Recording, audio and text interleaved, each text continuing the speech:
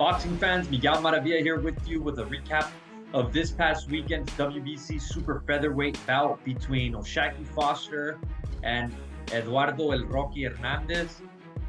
It was Foster's first WBC mandatory title defense. He pretty much went into hostile territory for that. It was a fight in which you had the puncher Rocky Hernandez bringing it. You had the boxer Foster that was pretty much slipping most of the fight on his back foot for the most part, up until that 11th round in a fight which it was Rocky Hernandez was bringing it. It was his fight. He was taking command of that fight. He basically was showing the aggression. And then you had that 11th round. What a round! What a round of the year candidate it was. A fight in which, as mentioned, you had Hernandez that was up, and then suddenly Foster stuns him. And right when we thought he had him out, Hernandez returns the favor and stuns Foster, as he also appeared to have Foster going. And going into that 12th and final round, it was Rocky Hernandez that was ahead on the scorecards. It was basically just going to that 12th and final round, wait for that final bell, hang on for 3 more minutes. But Foster ended up connecting Rocky and scored the knockdowns, and he dropped him twice. And finally, the referee had seen enough as Foster prevailed. Basically, it was a fight in which he came back. He faced some adversity, and what a first defense of his WBC title. What better way than to go into the challenger's home country and take him out in the 12th and final round? Take a look. In a fight that saw Hernandez be the aggressor, Hernandez pushing, pressing, landing the bigger shots throughout the fight as Foster boxed, kept his distance.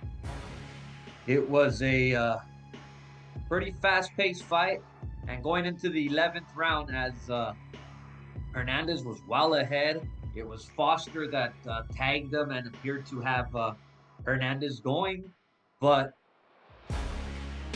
Hernandez turned the tide as he rocked Foster. And this was the round of the year, as Hernandez was swinging for the fences and appeared to want to take out Foster, but Foster would connect, would somehow hang on. And going into the 12th and final round, both pressed it, but it was Foster that ended up connecting, as he dropped Hernandez twice. And then Hernandez, fighting on instinct, fighting away, kept pressing forward, but the referee had seen enough, as the bout was stopped at 2:38 of the round, the 12th and final round, as Hernandez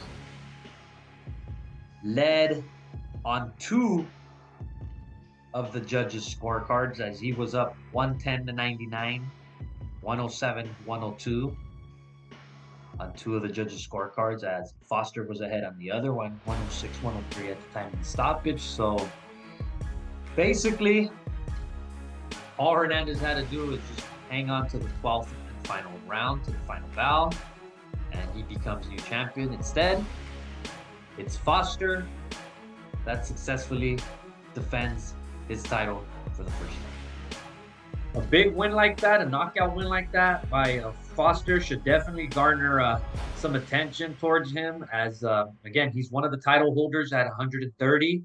You have Navarrete there, who's perhaps the king at 130. Then you have a few potential mandatories, maybe against the Cuban, perhaps against the Tajikistan fighters. But it's out there for Foster if he wants some bigger fights. he holds the WBC strap, and you know, why not get a unification bout against one of the titleists at 130? So we shall see where Foster goes after this victory.